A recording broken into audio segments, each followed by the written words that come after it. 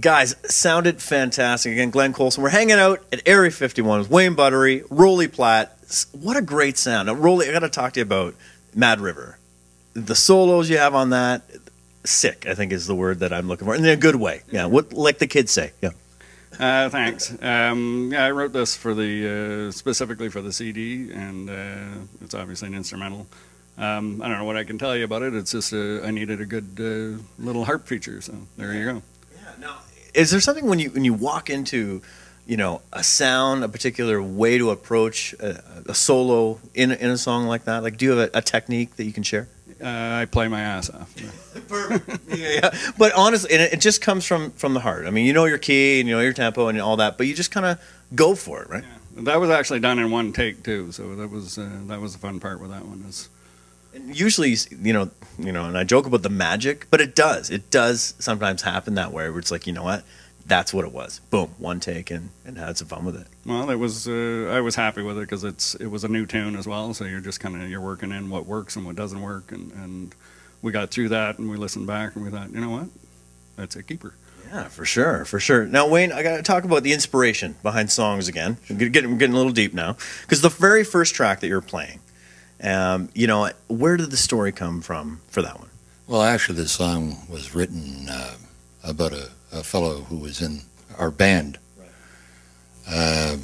And he suffered from affective bipolar disorder, which is a clinical depression ailment, and unfortunately, this fellow paid the ultimate price at his own hand. And that's also running in my family. And I just wanted to write something to raise awareness about this as being a real issue. It's it's funny, if people have a heart problem, they go see a cardiologist. They have no shame about it at all. If there's mental illness involved, they all go into a cocoon and think, oh, this is terrible. But it's part of your body too. And I think that's really what inspired the song. Well, it is great, as you say, to create awareness for something that a lot of people don't have awareness of, or even just sweep under the carpet, really. Absolutely. And it's great. What a tribute, to him. That's something obviously very important to you. And again, coming from a real place, you can definitely tell in the way you play it. Well, he was a wonderful guy. What can I tell you? That was the inspiration, part of the inspiration in itself. And I was saying that's more than enough, absolutely. Now let's talk about the awards, because you guys, you've been playing a long time as individuals in different bands, reinventing yourself all the time. Now, Rolly, I want to talk about your award. You're up for best, I'm going to guess, harmonica player. Yes. Strangely enough, not guitar, as everyone would think, but harmonica. For the Maple Blues Awards, Harmonica Player of the Year. What's that feel like? I mean, being recognized as a harmonica player, and really the harmonica player to kind of go to in sessions. It's great. They've been around for about 14 years. This is my first nomination, so I'm honored for sure. About time, Exactly. But it is great because again, the long list, like Susan Glue Clark, and his sisters, George Canyon, Beverly Mahood, like.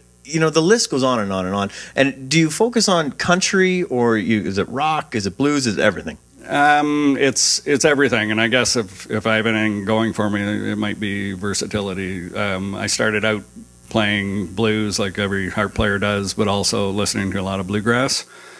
And my first band was a country swing band, which I had no idea what that was. But I quickly learned, or they beat me to death. And but it was a great education in all styles of music. And we played some hardcore country stuff, which I hated in the beginning. But the interesting thing is the musicians I played with were great musicians, and they loved a lot of stuff that I liked, and they also liked the country. So I thought, okay, well, I'm missing something here. So it took a while to learn to appreciate it, but I'm sure your musical influence and style helped complement that and helped shape a different sound probably. Yeah, and I think it worked both ways. That shaped my playing, and I guess my playing helped shape the band. For sure, for sure. Now, Wayne, we got to talk about Tangled Roots a little bit, because this album is already up for an award. Is that right? Well, yeah, we were very fortunate in the sense that thanks to the Collingwood Jazz and Blues Society who submitted it to the Blues Foundation in Tennessee, we've been nominated for Best Self-Produced CD of the Year.